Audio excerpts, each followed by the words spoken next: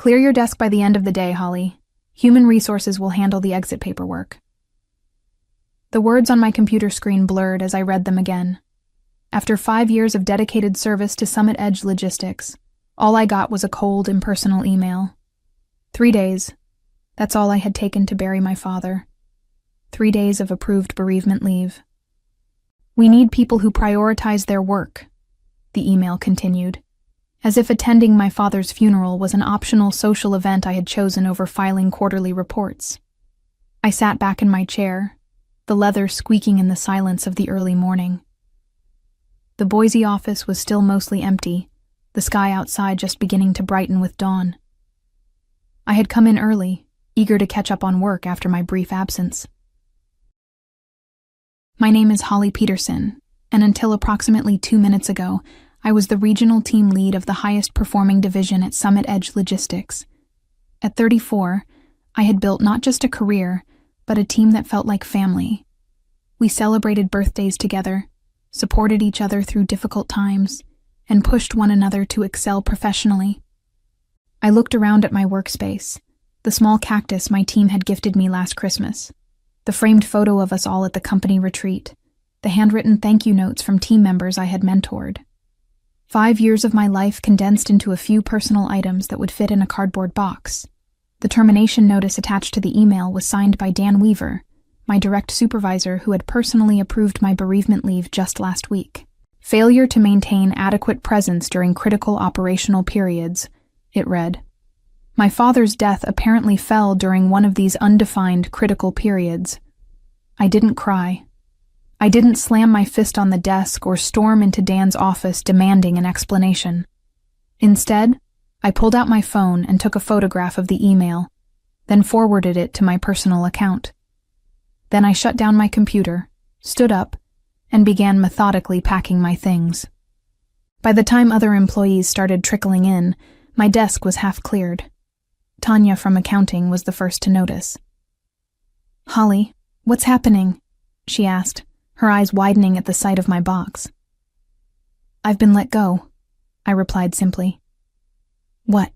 Why?" Apparently taking approved bereavement leave to bury my father wasn't showing proper priority for my work. Tanya's face transformed from confusion to outrage. "That's not right. Have you talked to Paula? The regional manager should know about this." "No," I said, carefully wrapping my cactus in newspaper. "I'm not going to fight it, but I won't forget it either." When you work closely with people for years, you learn to read their expressions. As I continued packing, more of my team members arrived. Jason was the first of my direct reports to hear the news, his usual cheerful grin vanishing instantly. "This is bull," he started, but I cut him off with a small shake of my head. "It's done, Jason. Dan made his decision. But we just finished the Newbrook merger last month. Profits are up 18% this quarter because of your planning." I smiled sadly. Apparently that wasn't enough. By 9:30, all 7 of my core team members had gathered around my desk in silent solidarity. Ethan, our logistics specialist who rarely showed emotion, looked like he might punch a wall. Veronica, our client relations manager, was openly crying.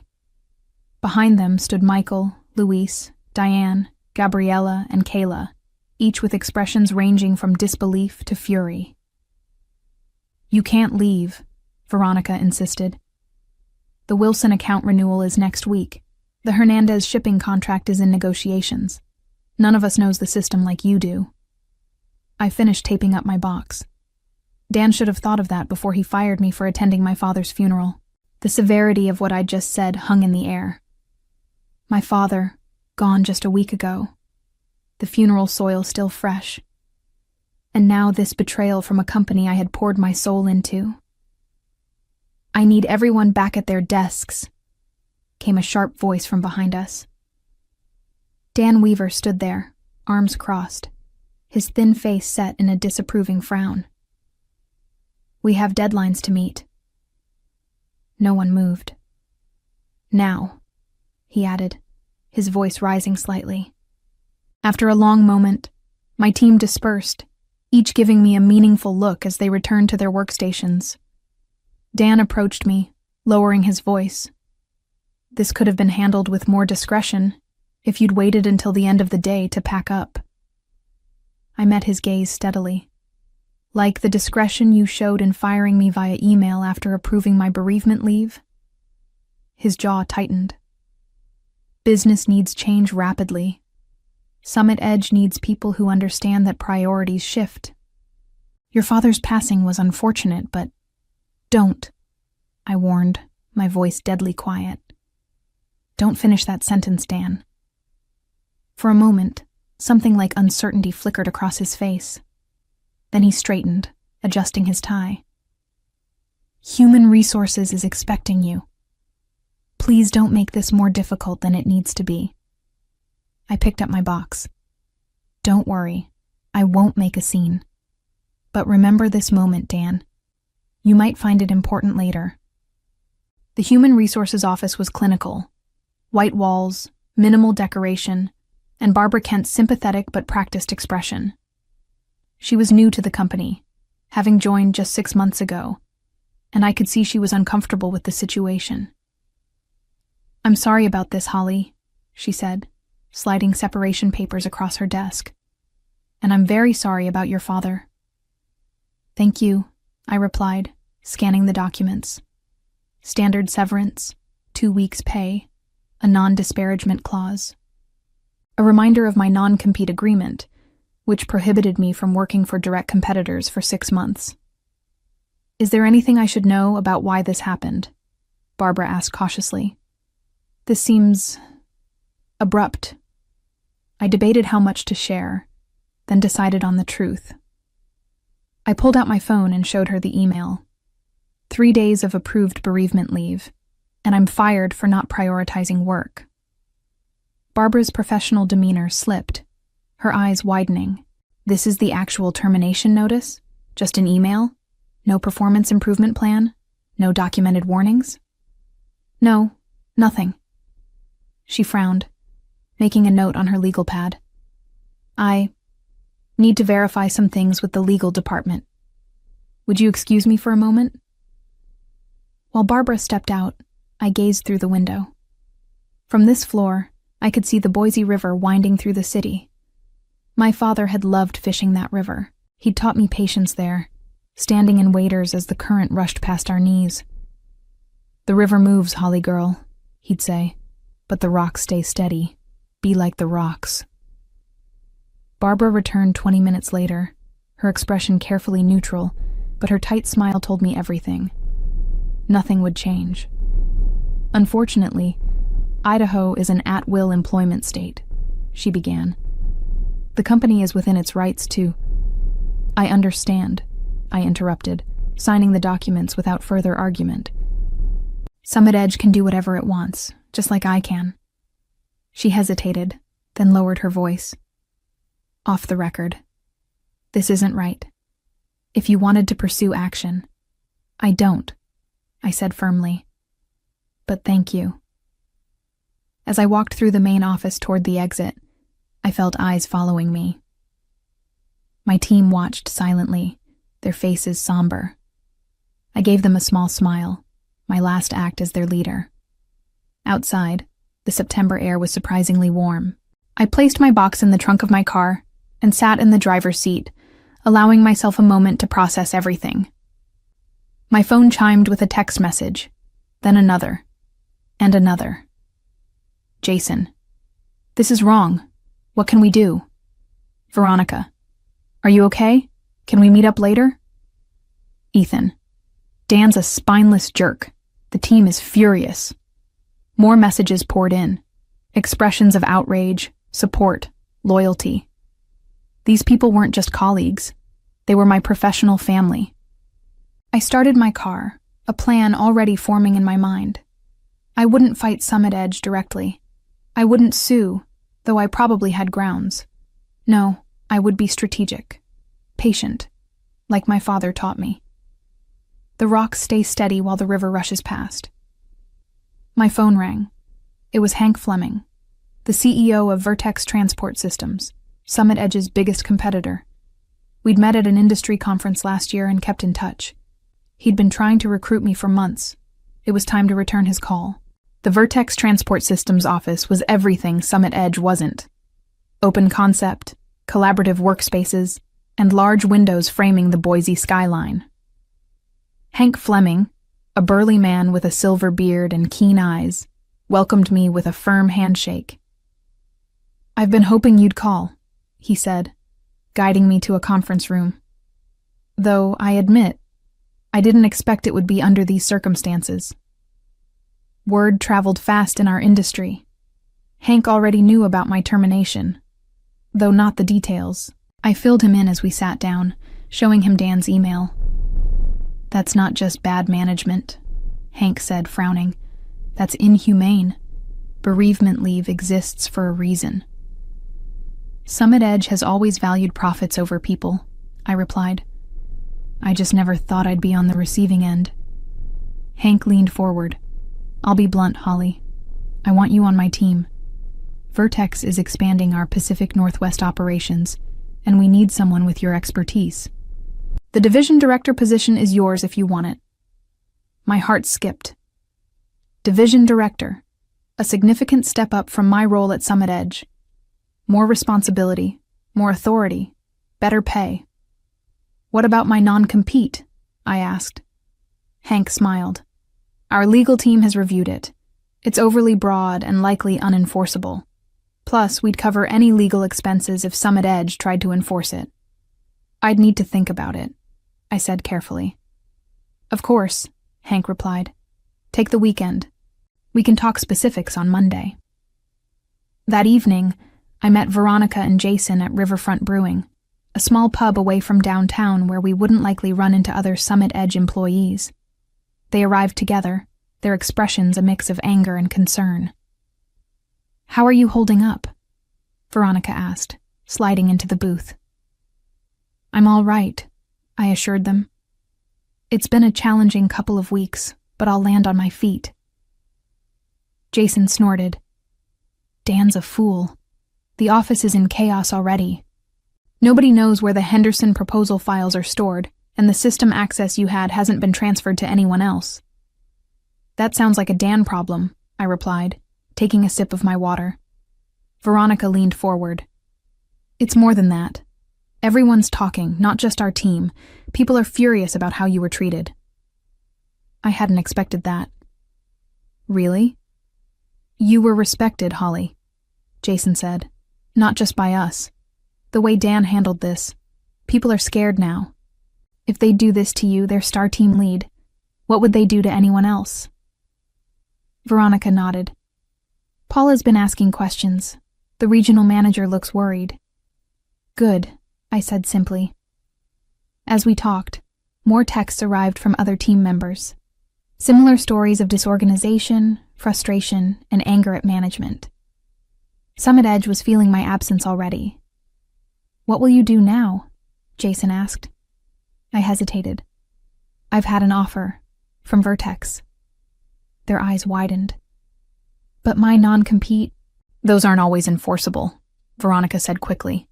She worked with contracts daily and knew the legalities, especially if they fired you without cause. That's what Vertex's legal team said, but it's still a risk. Jason's phone buzzed. He checked it and frowned. "Dan's calling an emergency meeting tomorrow morning. Saturday. He's never done that before." "The Wilson account review is due Monday," Veronica explained to me. "Nobody can find your analysis files." I smiled slightly. Those files were properly stored on the company server, but my particular organizational system wasn't immediately obvious to others. I hadn't anticipated this would become an issue, but I couldn't deny feeling a flicker of satisfaction. "I should get going," I said, gathering my purse. "Early appointment tomorrow." As I stood to leave, Jason caught my eye. "Holly, if you did go to Vertex, hypothetically speaking, would they be hiring?" I paused, studying their faces. "Hypothetically, yes, they're expanding rapidly." The look that passed between Jason and Veronica told me everything. Saturday morning, I met with Vincent Torres, an employment lawyer recommended by a friend. His office was small but elegant, with diplomas from prestigious universities adorning the walls. I explained my situation, showing him the email and termination notice. "This is textbook wrongful termination," Vincent said, removing his glasses. Firing someone for taking approved bereavement leave could be argued as both a breach of contract and a violation of good faith. "I'm not interested in suing," I clarified. "I just want to understand my options regarding my non-compete agreement." Vincent reviewed the document carefully. "This is overly restrictive. 6 months prohibition on working for competitors within a 300-mile radius? That's essentially telling you to leave the industry or relocate." "Is it enforceable?" I asked. "In Idaho? It's questionable, especially given the circumstances of your termination. Courts typically won't enforce non-competes when the employer acts in bad faith." He leaned back in his chair. "What's your plan, Holly?" "Vertex Transport Systems has offered me a position. Better title, better pay." Vincent nodded. "Summit Edge would have to prove that you're causing them actual harm by working there. Given that they terminated you, that's a difficult argument to make." He scribbled some notes. "I'd say proceed with caution, but don't let this non-compete prevent you from earning a living." Over the weekend, my phone continued buzzing with messages from my former team. The emergency Saturday meeting had apparently been tense. Dan was pressuring everyone to take on additional responsibilities to cover my absence, with no extra compensation. The Wilson account files had been located, but nobody fully understood my analysis methodology. By Sunday evening, I had made my decision. Monday morning, I called Hank Fleming. "I accept your offer," I told him, "but I have one condition." "Name it," Hank replied. "I want to build my own team. If my former colleagues from Summit Edge apply to Vertex, I want them to receive fair consideration." "Absolutely," Hank agreed. "If they're half as talented as you, we'd be lucky to have them." That afternoon, I signed my contract with Vertex, Division Director of Pacific Northwest Operations. The salary was 40% higher than what I'd been making at Summit Edge, with better benefits and a sign-on bonus. As I left Vertex's offices, I checked my phone to find 7 new messages, one from each core member of my former team. They all wanted to meet for coffee. Privately. Tuesday morning, I sat at a quiet corner table in a small coffee shop downtown, waiting. Jason arrived first, then Veronica.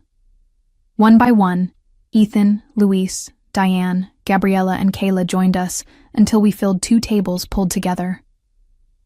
"Summit Edge is imploding," Ethan said without preamble. "Dan's micromanaging everyone, Paul is breathing down his neck, and clients are asking questions." "The Wilson account is threatening to pull out," Veronica added. "They wanted to know why you weren't handling their renewal." I sipped my coffee, listening as each shared similar stories of chaos and frustration.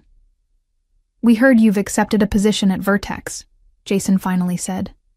The others grew quiet, watching me intently. "News travels fast," I observed. "We want to come with you," Veronica stated firmly. The others nodded in agreement. I studied their faces. "You all have good positions at Summit Edge, secure jobs. Are you sure you want to risk that?" "What security?" Luis asked bitterly. "If they'd fire you for attending your father's funeral, none of us are safe." "Vertex is hiring," I said carefully. "I can't promise anything, but I can refer you. Each of you would need to apply formally." "We already have," Gabriella revealed, pulling out printed copies of confirmation emails. "All 7 of us. Yesterday." I couldn't hide my surprise. "You applied before talking to me?" "We trust you, Holly," Kayla said simply. "Where you go, we go." I felt a surge of emotion, gratitude mixed with vindication. Let me make some calls. The following Monday, my phone rang at 7:30 a.m. The caller ID displayed Paula McCormick, Summit Edge's regional manager. "Holly?" Paula's voice had a forced calmness. "We need to talk." "Good morning, Paula," I replied, keeping my tone neutral. "What can I do for you?" "I've just received 7 resignation letters, all from your former team, all effective immediately." There was a pause. "Care to explain?" I took a slow breath. "I'm not sure what explanation you're looking for. I don't work for Summit Edge anymore. They're all going to Vertex, where you just started as division director." Her voice hardened. "This doesn't look coincidental. People make career choices for various reasons, Paula. Perhaps you should ask Dan why your top-performing team is leaving en masse." "This is about your termination, isn't it?" She sounded resigned now. "I've reviewed the situation. Dan didn't consult me before letting you go. I would never have approved it." "That's between you and Dan," I replied. "Though I'm curious why Summit Edge's regional manager wasn't involved in terminating a team lead." Paula sighed. "Dan claimed it was an urgent performance issue that couldn't wait for my return from the Seattle conference. I trusted his judgment. Clearly that was a mistake." I said nothing, letting the silence grow uncomfortable. "Look, Holly," Paula finally continued, "I'm prepared to offer you your position back, with a 10% raise and a formal apology. We need your expertise. The Wilson account is threatening to walk." "I appreciate the offer, Paula, but I've accepted a position elsewhere. We'll match whatever they're paying, plus 15%. It's not about the money." "Then what would it take?" There was desperation in her voice now. 7 key employees walking out simultaneously is devastating. The operational knowledge alone. "It would take time travel," I interrupted. "Going back to when my father died, and Summit Edge showing basic human decency instead of punishing me for grieving." The line went quiet. "I need to go, Paula. I start my new position today, and I don't want to be late." "Your non-compete," she began. "Feel free to have your legal team contact mine," I replied evenly.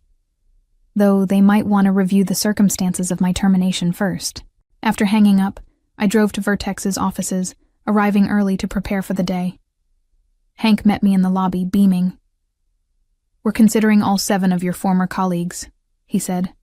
"Their qualifications are impressive. Interviews start Wednesday." "Thank you for giving them a fair chance," I replied. "Fair chance? Holly, they're top talent. Summit Edge's mistake is our gain." 2 days later, I received another call, this time from Barbara Kent in Human Resources at Summit Edge. "I shouldn't be telling you this," she said quietly, "but Dan Weaver has been placed on administrative leave pending review. Paula's launching an investigation into management practices, particularly around bereavement and time-off policies." "That's good to hear," I said genuinely. "The board of directors is involved now," Barbara continued. "Losing an entire specialized team to a competitor has triggered alarm bells. They're reviewing all terminations from the past year. By Friday, all 7 of my former team members had received and accepted offers from Vertex. We met for dinner to celebrate, raising glasses in a toast. "To new beginnings," Veronica said. "And to Holly," Jason added, "who taught us what real leadership looks like." The following week, I received a formal letter from Summit Edge, acknowledging my wrongful termination and offering a settlement to avoid litigation. I accepted it, not for the money, but for the official admission that they had been wrong. That same day, the Wilson account signed with Vertex, bringing their business to us after learning that their preferred team now worked under my direction. The river had moved, but we had remained steady, like rocks, just as my father had taught me. 3 months later, I stood at the front of Vertex's largest conference room, presenting our quarterly results to the executive team. The numbers spoke for themselves: 30% growth in our division, 4 major client acquisitions, 3 of them former Summit Edge accounts, and operational efficiency improvements that had reduced costs by 22%. "Exceptional work, Holly," Hank said when I finished. "You and your team have exceeded every projection." I smiled. My team deserves the credit. They've been remarkable. After the meeting, I returned to my office to find my 7 core team members waiting with a cake. "What's this for?" I asked. "It's been exactly 3 months since we all jumped ship together," Jason explained. "We're celebrating our Independence Day." I laughed. "You're all ridiculous." "But happy," Veronica added. "Seriously, Holly, everyone's thriving here." It was true. Each team member had grown professionally in their new roles at Vertex. They had more autonomy, better resources, and were finally receiving recognition for their contributions. Most importantly, they were valued as people, not just productivity machines. My phone buzzed with a news alert. Summit Edge Logistics announces restructuring amid client exodus. I showed it to the group. "I heard they lost the Hernandez contract last week," Ethan said, cutting cake slices. "That's 20% of their Pacific Northwest revenue." "Dan's gone," Luis added. "Cleared out his office Friday. Paula's trying to save what's left, but..." I felt no pleasure in Summit Edge's struggles, only a sense of justice. The company wasn't failing because we had left. It was failing because its leadership had created a culture where employees were disposable, where attending a father's funeral was considered a lack of commitment. To Summit Edge, I raised my water glass. May they learn that a company is only as strong as how they treat their people. And to Holly, Gabriella added, who showed us we deserved better. 6 months after joining Vertex, I received an unexpected lunch invitation from Paula McCormick. She'd left Summit Edge and joined a management consulting firm specializing in organizational culture. We met at a quiet restaurant overlooking the Boise River. Paula looked different, more relaxed. The perpetual stress lines around her eyes softened. "Thank you for meeting me," she began. I wanted to apologize properly for what happened. "You weren't directly responsible," I reminded her. "No, but I created the environment that made it possible." She sighed. "After you and your team left, everything unraveled. The board brought in external consultants to evaluate what went wrong. The report wasn't flattering to any of us in leadership." I nodded, waiting for her to continue. "Summit Edge is being acquired by Meridian Shipping," Paula revealed, "at a fraction of its previous valuation. They're basically buying the client list and physical assets." The news didn't surprise me. Summit Edge had been hemorrhaging clients and talent for months. "What about Dan?" I asked. "Still unemployed, last I heard. His reputation in the industry..." She trailed off. "Let's just say your story has circulated widely." I hadn't spread the details of my termination, but I hadn't hidden them either. When asked why I'd left Summit Edge, I told the simple truth. "I've learned a valuable lesson from all this," Paula continued. "Now I'm helping other companies avoid the same mistakes." As we finished lunch, Paula asked the question I sensed had been on her mind all along. Was it worth it? Walking away quietly instead of fighting? I thought about my team at Vertex, thriving, motivated, and treated with respect. I thought about the clients who had followed us, who now received better service. I thought about my father, who had taught me that sometimes the strongest response isn't the loudest. "Yes," I replied simply. "The results speak for themselves." 1 year after that fateful email that had changed the course of my career, Vertex named me Executive Vice President of Operations for the entire Northwest region. My division had become the company's crown jewel, efficient, innovative, and boasting the highest employee satisfaction scores in the organization. Each of my 7 team members had been promoted as well. Jason now led his own division. Veronica had transformed our client relations approach and earned recognition throughout the industry. The others had similarly distinguished themselves, their talents finally receiving the appreciation they deserved. On the anniversary of my termination from Summit Edge, I received a small package in the mail. Inside was my old cactus plant, now slightly larger but still thriving, with a note from Barbara Kent. "Rescued this from your desk.